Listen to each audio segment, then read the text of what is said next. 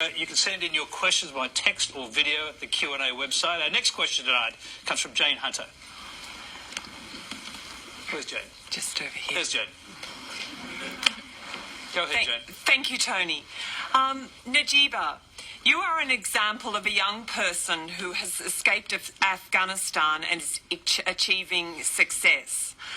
Do you believe that Australia and its allies are doing enough to help defeat the Taliban and are therefore making Afghanistan a better place? And has the situation for women improved, and can young girls now go to school?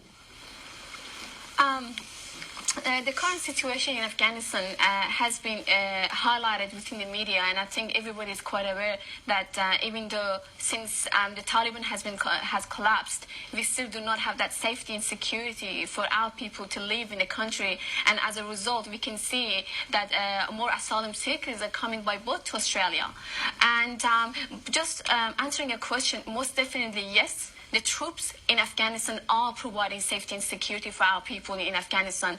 Just by the presence, just by them being in our country, we have been able to achieve great things for our people, and it includes our installment of the new government and the past 4 parliamentary elections that we have held so far.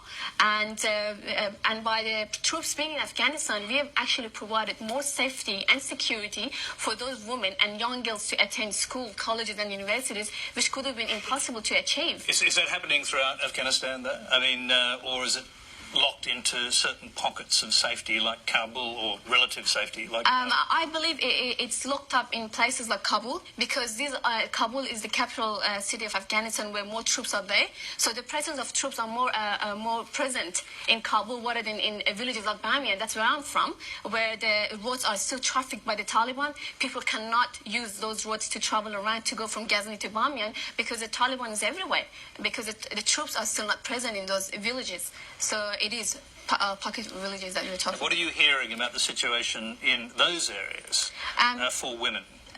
Recently, I actually thought that the position for women has been changed a little bit. We've actually have achieved a greater rights for our women. But unfortunately, hearing from my grandfather, who has recently arrived from Afghanistan to Australia, I've actually been notified with massive negative and depressing news about what actually is occurring to our women. Our women are still denied by our men to go and have equal participation in public life. Our women are still denied from access to education. Our women are still the prisoners of their sex. That's basically what women is in Afghanistan.